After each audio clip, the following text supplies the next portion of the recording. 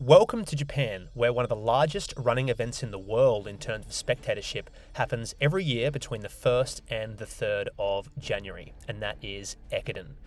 Sweat Elite have teamed up with Japanese media company Tempo Japan to cover the Ekiden event itself, taking place in 6 weeks' time, and also joining plenty of teams in the lead up to Ekiden to share how they're preparing for the event, to speak to the coaches and athletes about how they feel about Ekiden and what it means to them and the university or corporate team or high school they're in, and explain to you, the viewer outside of Japan, what Ekiden is all about, how it works, and all the ins and outs of one of the greatest running events in the world.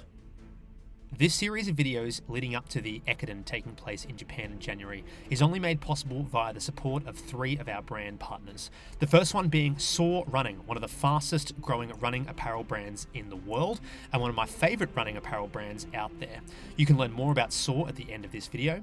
The second brand sponsor is Garmin, one of the leading GPS watchmakers in the world that I've been using since I started running over 18 years ago now. You can learn more about Garmin's products at the end of this video. And the third one is HVMN with their revolutionary new supplement Ketone IQ that I've been using every day now for almost a year, and I highly recommend it for reasons that you'll find out at the end of this video. Before we dive into speaking about Ekiden and the dynamics of the event and how it all works, I just want to underscore how strong the Japanese running community and culture really is. There's probably no way of really calculating this fact, but I would say that Japan is probably the 3rd strongest running nation in the world in terms of depth, behind Ethiopia and Kenya. And what I mean by that is, if you take a close look at some of the marathons or half marathons or even 10K and 5K races going on in Japan, the results, and more so in terms of the depth of results, is absolutely astounding. Just over the weekend, I was at the Agio City Half Marathon, where if you ran 1:06:30, you would have placed just outside the top 200. In many of these events, these marathon events in Japan, if you're running 2:15, 2:16, you're coming well back in the pack. You're coming close to 100th or even over 100th place. And if you run 2:25 or 2:30, you're often well into the 300s or 400s. So despite Japan not having too many guys at the very top end, you very rarely sort of see them winning the Olympics or really placing high up there. They have so many professional runners and sub-elite runners. It is absolutely astounding. But back to Ekiden and where this event started and how it has been such a large feature of the Japanese running culture for the last 100 years. So firstly, what does the word Ekiden mean? The original Japanese term actually had nothing to do with the sport or the competition. It simply referred to the age-old post-horse or stagecoach career system, which transmitted communication by stages. Instead of one horse or one man covering the entire long distance, eki means station, and den translates to communicate or to convey. Therefore, Ekiden could be roughly translated as station to station.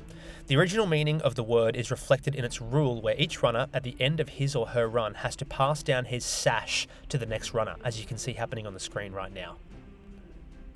The first ever Ekiden as a sport was held in Japan in 1917 as a 3-day, 23-stage run from Kyoto to Tokyo, over 507 kilometers or 315 miles, to celebrate the 50th anniversary of Tokyo's establishment as the nation's capital. Now, the event's changed quite a lot since then, and there's no longer only one Ekiden race. In fact, there's several. In fact, there's many around the world now that call themselves Ekiden races, because that's not the exact title of this particular race. What happens in the first week of January is there are 2 large Ekiden races. There's a corporate race and there's a university race. On the 1st of January every year is an event that takes place called the New Year Ekiden, which is a very prestigious race that's broadcasted on television and radio that some 65 to 70 million Japanese people tune into every single year, with over 1 million people out in the streets of the 100-kilometer course that the corporate teams race each other on the 1st of January every single year. This event is massive. There is many corporate teams take part in this event, which is all the professional runners in Japan, and we'll talk more about the New Year Ekiden shortly and later on in the video series. The Herculean Ekiden takes place on the 2nd and 3rd of January every year, which is a separate event, a different event, which is just as large and has just as many people tuning in on the TV, radio, and spectating on the course. But this event is a little bit different in that it's university teams only, and it goes over 217 kilometers. On day 1, which is January the 2nd, The teams venture from Tokyo over 5 legs out to a small town called Hakone, and on the way back, on the 3rd of January, on day 2, 5 more runners venture back from Hakone back to Tokyo to make a total of 217 kilometers and 10 different legs. There are 20 universities that battle it out between each other, and this is a really exciting event that we'll obviously share all about the dynamics of how this race works in the upcoming video series. I've only been in Japan for less than 2 weeks now, and I've joined a few teams in their training, and I've only studied Ekiden for less than a couple of months, so I'm still very new to this. But I like to draw parallels to the Tour de France with Hakone Ekiden and the corporate Ekiden, in that it's a team event, it's a multi-stage race, and what makes it even more exciting, unlike many road races, is that the course is really technical and in some parts really, really hilly. So some sections are very flat, for example the first leg and the last leg, but through the middle there, you probably saw on a map a little bit earlier, there's some really technical stages where runners have to be really, really prepared to hit. In one particular stage, there's almost 900 meters of elevation gain in a leg that's around about a half marathon. Now, to draw a comparison to Boston Marathon that has about 330 meters of elevation gain over a full marathon, that makes this particular leg about 6 times as hillier as the Boston Marathon, which is absolutely wild. So it's a really exciting event that the entire nation gets behind, and we're really excited to bring you plenty of coverage and updates leading up to the Ekiden over the next 2 months. So those are the basics about what Ekiden is, how it works, and some of the history. But of course, throughout this entire video series of around 10 or maybe even upwards of 12 episodes, we'll see how we go, we will continuously touch on the history and the event itself and how it works and the dynamics of Ekiden, both the New Year Ekiden and the Hakone Ekiden. But in this first episode, we joined one of the strongest Hakone Ekiden teams, Hosei University, who placed 7th at the 2023 Hakone Ekiden and that hoped to place in the top 5 at this upcoming 2024 Hakone Ekiden relay race.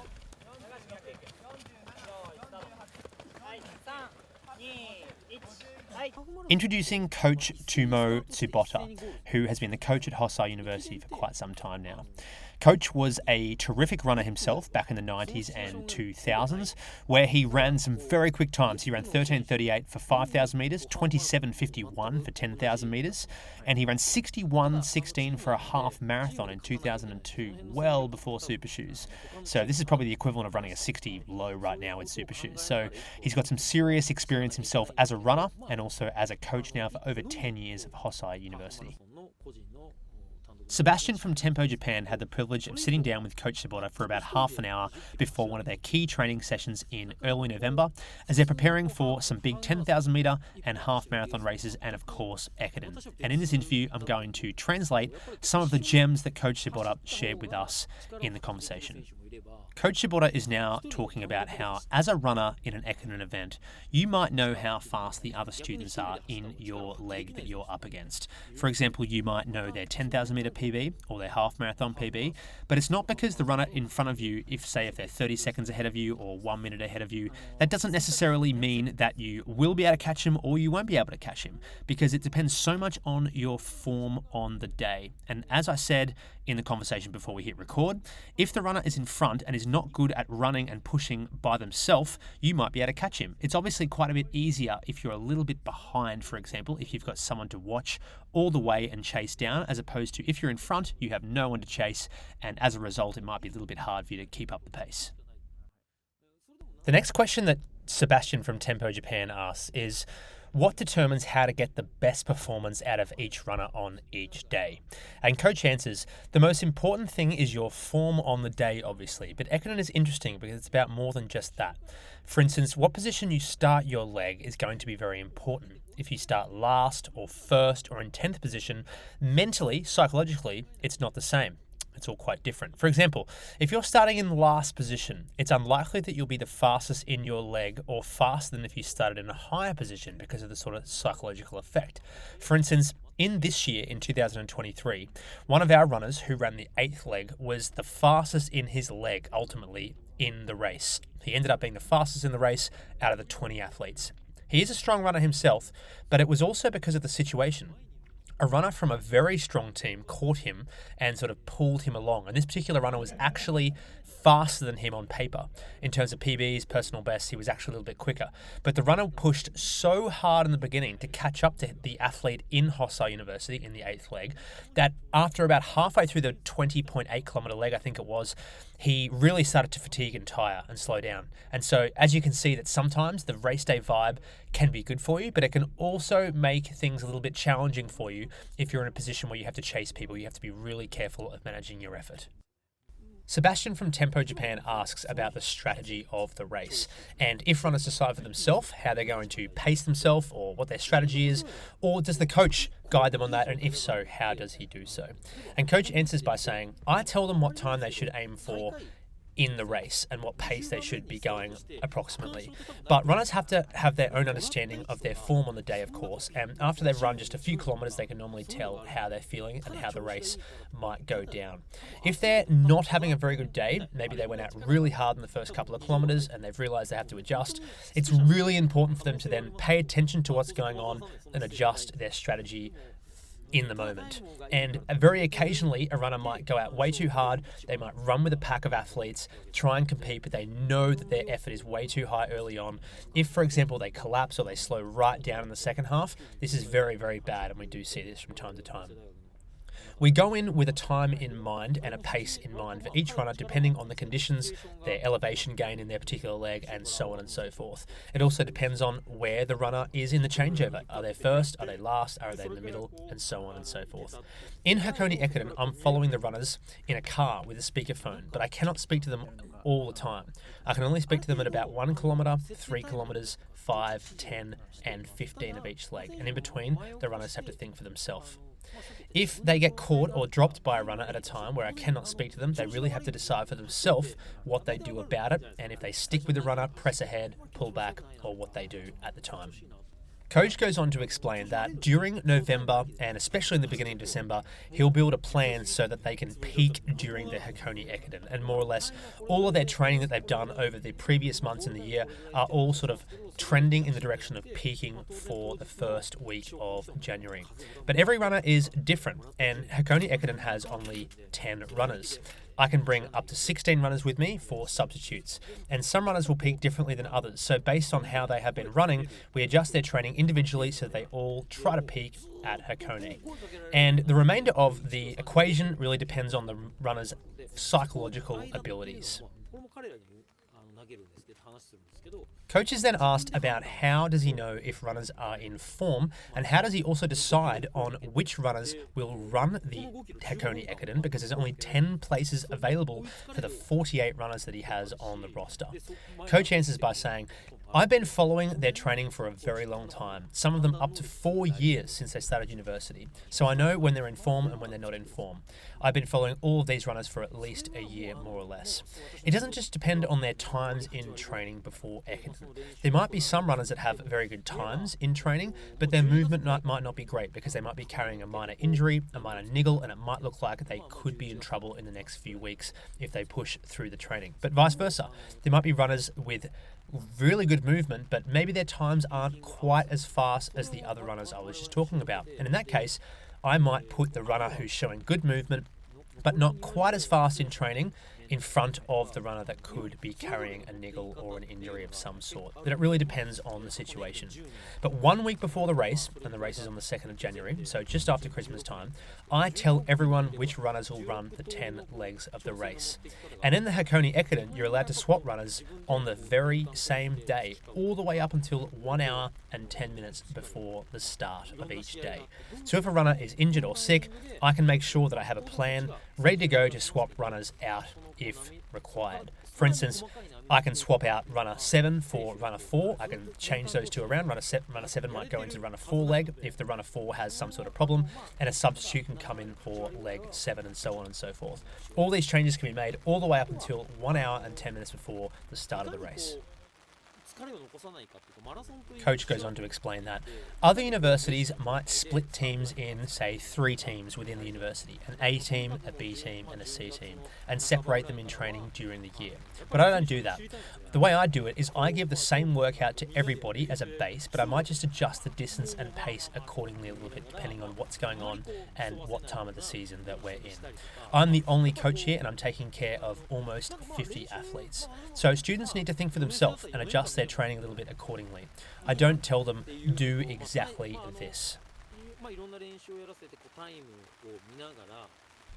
Sebastian from Tempo asks, how did you learn how to coach? Coach Tsubota answers by saying, I learned how to coach here on this ground at Hosei University. When I was running here for Hosei many years ago, there were 2 years where there was no coaches at all. I was the fastest in the team, which is called the ACE at the time, and the other athletes would usually just team up and complete the workouts together with myself. My university at the time wasn't the best. We would often be on the cusp of qualifying and participating in Herculean Ekiden, and occasionally we wouldn't actually qualify for the event. So over time, I shifted my goal to be becoming the best of myself, not just to be a good team. And so I thought, how can I become the very best runner I can be? And I started experimenting with workouts, increasing the number of intervals I was doing, the amount of mileage I was doing, the amount of workouts I was doing. And progressively, over time, I became better and better. And ultimately, I ran the fastest leg in the strongest leg of the Herculean Ekiden, where the strongest runners run, which is leg 2. So I really enjoyed this experience of figuring this stuff out for myself. So I tell the athletes that I coach to often think for yourself, adjust the training sessions to how you see they best fit in your weekly training schedule. And if you do this, you will become a better runner. Coach is then asked what is on the plan for today, and directly translated it's what's the menu of the day, much like you'd be going out to a restaurant ordering food. That's the direct translation from Japanese. And Coach answers by saying the workout is to prepare runners for upcoming 10,000 meter races and half marathon races in the next few weeks. The workout today is 2 by 3K with a 4K in between. So that's 3K, 4K and 3K. The runners are split into 2 groups, A and B, B having slightly slower pace than the A group. In the A group, I want the runners to run the 3K in between 8:35 and 8:45. They probably can't quite run a half marathon at that pace, but I want them to be able to run a 10,000 meter race at that pace. The 4K in between is to mimic the middle part of a 10K race or the beginning of a half marathon, and that should ideally be run in around 12 to 12:20 for the A group. For runners that are not in the A or B group, they might have something specific on their training plan for the day, either because they're coming back from an injury, or they have some niggle, or just because maybe they don't want to push too hard on that day for other reasons. They decide for themselves which workout they want to do, and then they discuss it with me. In yellow, you have the first years, in blue, you have the second years, in green, the third years, and in red, the fourth years. The first years are called tryhards and put themselves in Group A here, but I am thinking, is it okay? I don't tell them anything on where they put themselves. I just give the workout program to them and then they put themselves where they want. Some runners I might discuss with them and suggest that they go to a lower or a higher group if I think that's probably a good idea.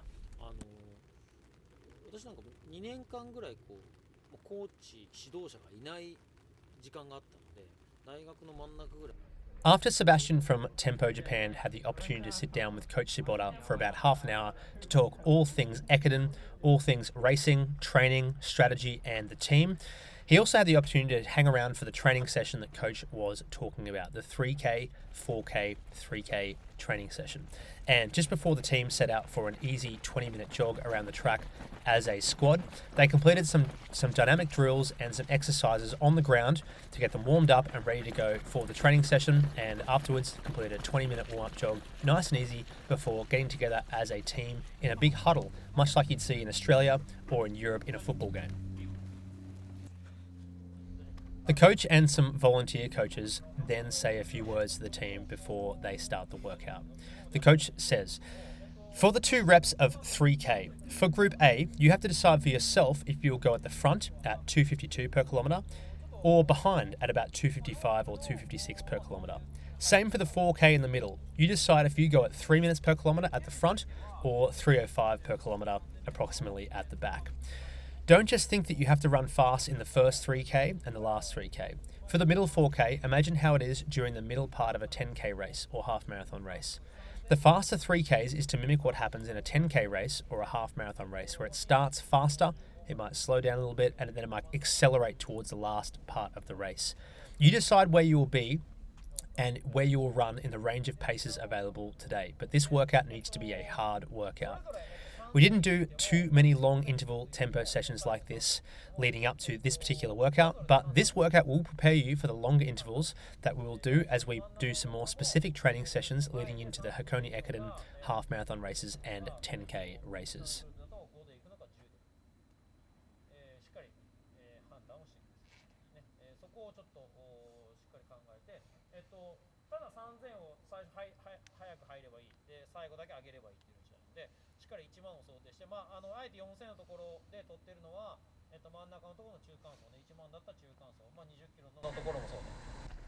We'll now let you enjoy some of the natural sounds of a Japanese Ekiden running training session that I know you all love on the Sweat Elite content, and we'll check in shortly with the times and splits of the workout.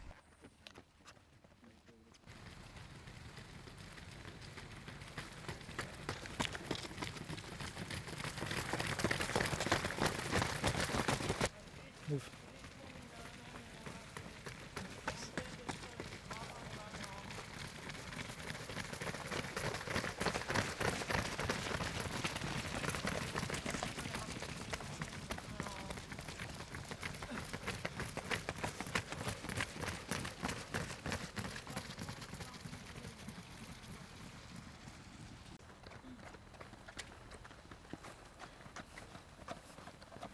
A グループ10秒前。突っ込んで終わらないよ、いいかな。突っ込んで終わりにしないよ、いいか。しっかり3000でトータルである程度負荷かけていくからね。いくよ。はい、いきます。よーい、ごっ。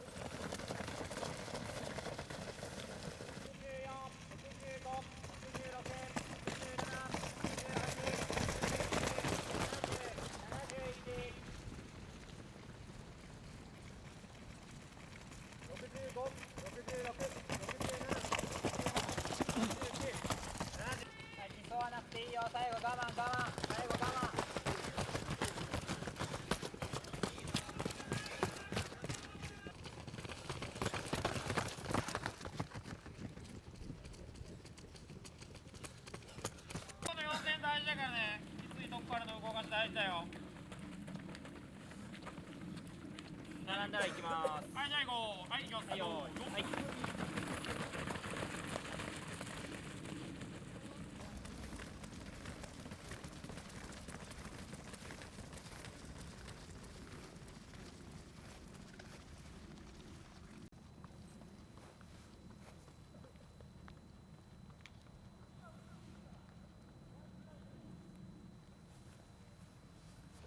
3000メートル、8分22、23、24、25、26、27、28、29、30、31、32、33、34、35、36、37、38、39、40、41。いいよ。はい、よーい。スタート。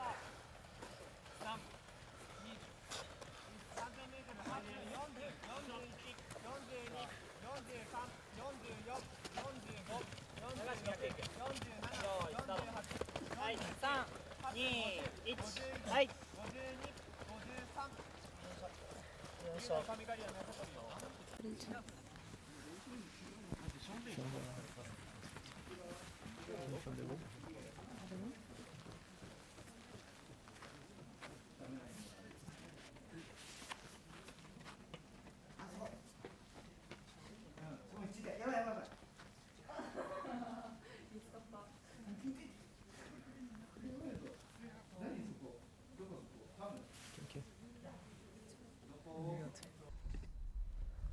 The workout now being finished, the group, once again, like in the warm-up or just before the workout started, get together as a group and coach does a quick debrief.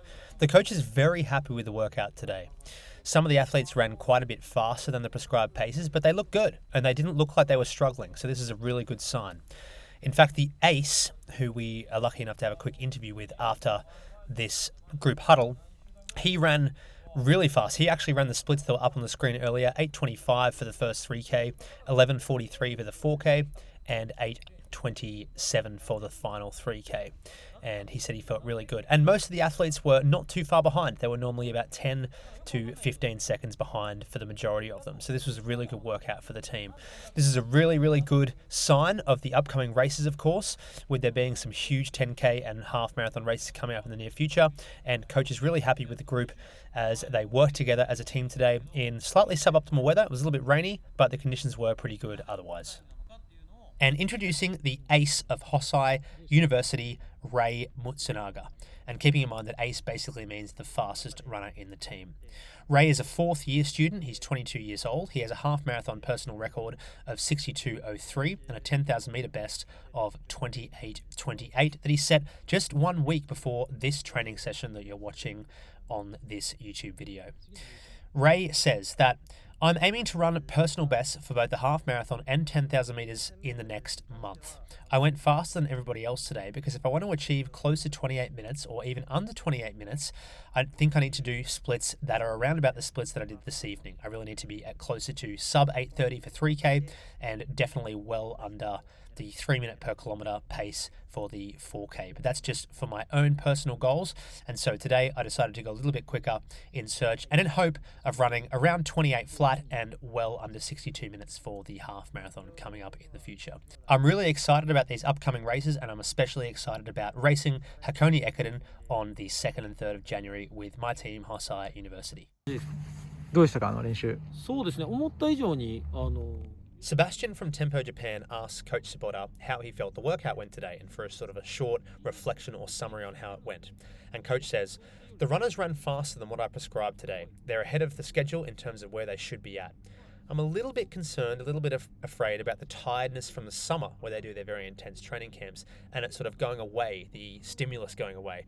And my workout today was originally taking that into account, so it might have been maybe a little bit on the easier side for these guys. But I felt like they were very strong and I think they realised it themselves. What was a bit difficult today is that they all started the workout at the same time, but they had to think individually at what pace they would go at in the range that I recommended. It's a bit hard to be running alone if you wanted to go slower, but it's also hard to be following everybody because the front pack was going pretty fast. I could see that within my eyes, how each of them decided to pace it and which decision they took. And this is important during the Ekiden race. So one key positive aspect of this workout, outside of the fact that they went faster than planned and seem ahead of the schedule, is that I could observe their judgment ability. So in that sense, this workout was great. その中でちょっと考えて設定を組みなさいよって言ってたので、I hope that you enjoyed the very first episode of our Ekiden video series leading into the Ekiden taking place here in Japan in the first week of January. There is plenty more good content coming up in the near future, so stay tuned. These videos are brought to you by 3 key sponsors of ours that are helping financially bring this content to you. The first one being Soar Running. Personally, my favorite running apparel brand based out of the UK that is growing incredibly quickly. When I'm out running these days, especially if I'm at a track in the US, in Europe, or in the UK, I'm almost certain to see the Soar logo at some stage, especially if the track's very, very busy. I'm a huge fan of their marathon speed shorts, their speed tights, and pretty much everything that they have available at the moment. I'm a huge fan of everything that they're doing. And they actually are the makers of our Sweat Elite running apparel. And you can now purchase the second edition of the Sweat Elite racing vest that you can see on the Soar website now. This video series is also brought to you by Garmin, one of the leading GPS watchmakers globally. I am almost certain that every single one of you watching this video is familiar with Garmin, and I'm sure that a very large percentage of you probably have a Garmin on right now. But I've been really enjoying using the Garmin Forerunner 965 that has pretty much every functionality that you can possibly imagine. You can use Apple Pay on here, you can sync your Spotify playlist and use your watch instead of your phone as you're running. It has a training readiness function, which is a very accurate way of understanding if you are ready for a hard workout, if you're not, and where you sit on that spectrum. It has a sleep tracker where you can monitor your sleep very carefully, a barometer, it has HRV, it has everything. There are so many more functions that I would need almost 10 minutes for an ad read to be able to explain what they all are and how they all work. But I strongly recommend the Garmin 965 and I hope that you'll check it out in the very near future. And finally, this video series is also brought to you by HVMN with their revolutionary product Ketone IQ that I've been taking pretty much every single day now for about the last year. No longer do you have to fast for several days to create ketones in the blood. You can now do that by taking a single shot of Ketone IQ, which will give you a very nice mental clarity effect, and that also improves overall health, endurance, and general energy. I find that if I take one of these first thing in the morning, I have a really, really nice rush of energy. It's a little bit different to taking caffeine or sugar. It's a little bit more calming, a little bit more of a stronger focus effect. And I find that in training sessions, I'm able to push a little bit longer, a little bit harder, and I really like the effect of Ketone IQ. I would strongly recommend checking out HVMN's Ketone IQ, and you can score a discount by using the code SWEATELITE at checkout.